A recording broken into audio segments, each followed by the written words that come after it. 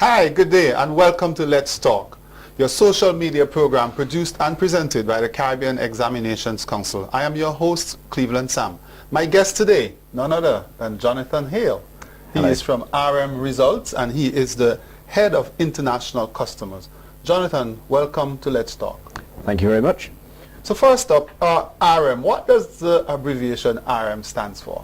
Well, if you go back a little while, RM stands for Research Machines, and that describes what RM's history was all about. Okay. So RM started off in the 1970s providing IT, computers, Right. that are going into universities and colleges, and that's why you've got the name of Research Machines.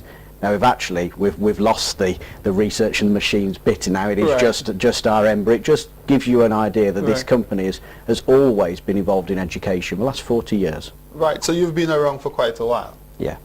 Okay, and how long has RM been associated with CXC? Well, that history goes back a while as well. So our first sort of discussions with the CXC go back to 2011. But then we started working together in earnest from the summer of 2013. So Right. we're into year 4 now. Right, and your involvement with CXC is respect to Emarking, which we started in about 2012, 2013. Tell us, what is the Emarking landscape globally? Okay, thanks for the question. So it's an interesting picture, and perhaps we ought to just set out exactly what we mean when we talk about e-marking. Of course. 'Cause I think there are some confusions out there in the world. So very often when I talk to people about e-marking, they say, well, does that mean you've got some automatic, is this a computer that's marking my essay? How does that work? Right, so let's just put that out there to say, Yeah. the people who are marking these long answers, they are professional examiners, so nothing's changed in that respect. So what we're talking about with e-marking here is the human marking of what a candidate has written in their examinations. Right. Now when we look at that across the world, Sorry, but they're marking it on a computer instead of around a table like we did a couple of years ago. exactly that. So they've got an image of what the candidate has written down, Right. but instead of having it on paper, they've got that image on screen. Right. Yeah, And sorry. it brings with it all the kinds of logistical ease, the fact that you haven't got to move scripts or Of markers course. to be able to complete the process. Much more efficient. Right. Now you asked me about how that Global looks picture. internationally, the global picture. Organisations are moving to e-marking in different degrees. Right. So you get some organisations which are global assessment organisations which are already there. And that's why we can say that people are using e-marking solutions in 125 countries around the world. Wow. Yeah, so it's very well adopted.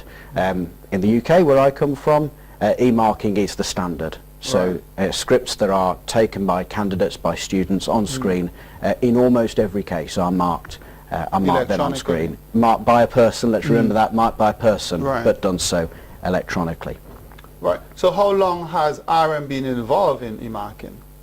Well, we started out in 2002 in terms of developing a solution that would mean that you could have the examiners being able to mark on screen what candidates have written down on paper. So it's one thing to be able to mark on screen multiple choice questions. Because the machine just reads that. You can do that automatically, that's the easy part, but the challenge back in 2002 was how can we make an e-marking solution that is designed and optimised for those long answer or essay questions. Right. So the answer's back in 2002, and over the period between 2002 and now, we've invested a huge amount into this solution, the solution that CXC uses now, and continue to invest it. So the way that we work on this is to constantly work with our clients to understand what is it that they need next.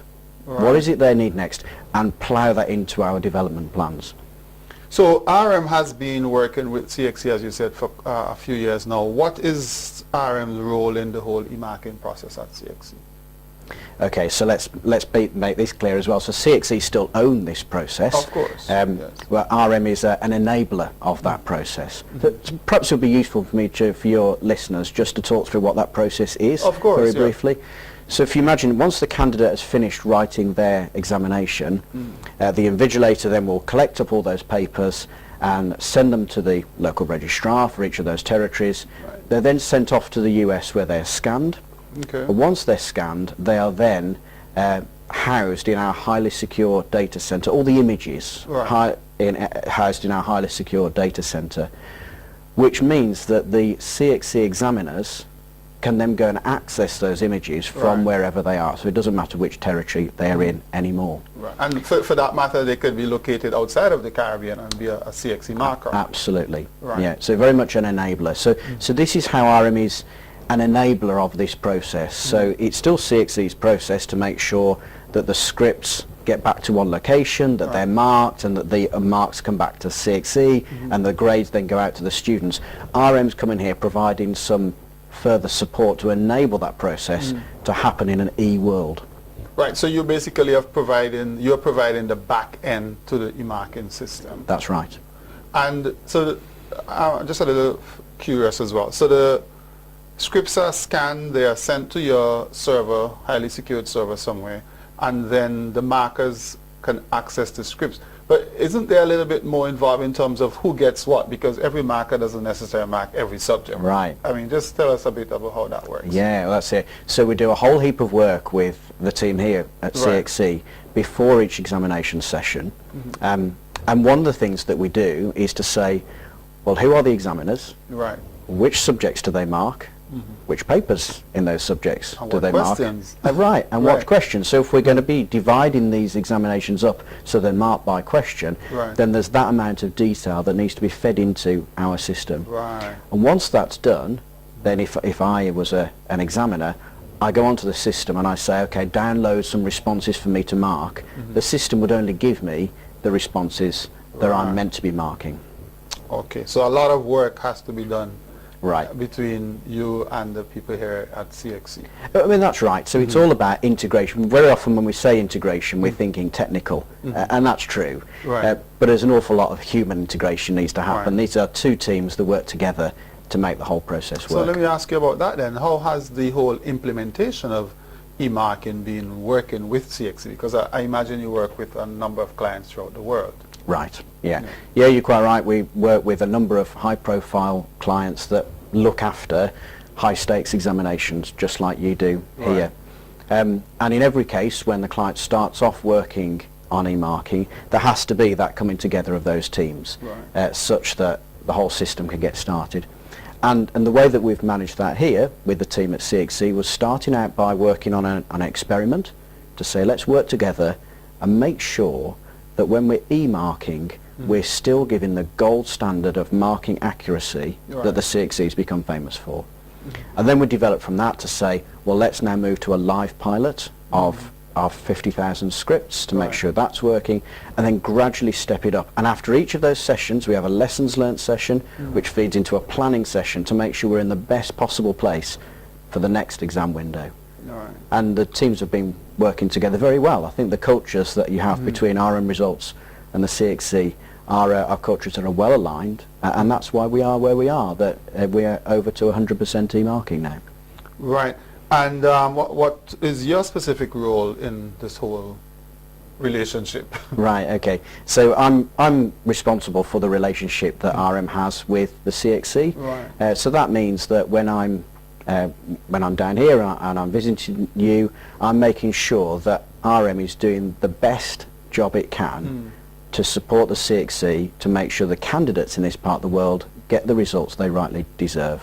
And similarly, when I'm back in the UK, I'm representing CXC's interests back into RM to make sure that that joining together happens effectively. I have some highly intelligent people that work as part of my team that make sure that this all comes together. So we'll have technical experts and service experts to make sure that, as we say, the candidates get the results they deserve. And of course you love being in the Caribbean. It's a very pleasant place to do business. Right. And just before we go, how would you say have the whole your experience in working in the Caribbean with an organization like CXC been for you and RM? It's been an interesting process, because what you've got is two organisations that work in the same space. Yeah, so RM is an organisation, there is an IT enabler for organisations that run exams in a highly secure, high-stakes environment, and the CXC is one of those clients. So we're already in the same kind of place. but it is worth pointing out some of the differences we have in Right. working practices between the UK and here in the Caribbean, which is useful. Right. It is useful for both parties to be able to see Understand, that, and it's like an interesting byproduct that comes out of that, Right. which says that for RM Results as an international organisation, actually it broadens our sort of understanding of working in different parts of the world. Right. But I think there's also an angle for the CXC as well of actually having business partners that are coming from outside of the region as well as from within the region. I think it broadens CXC's view as well. All right. How's Jonathan? it been for you? Well, I'm sure, I mean, as you know, I'm not intricately involved in the system, but obviously I interact with my colleagues, and so far so good. So thank you very much on behalf of CXC, and we look forward to the continued relationship with RM Results. Thank you very much. You have been listening to Let's Talk. Our guest today was Jonathan Hale from RM Results. Remember that you can subscribe to CXC on Twitter. You can also subscribe to our monthly communication bulletin on our website. And of course, you can like us on Facebook. I am Cleveland Sam. Goodbye.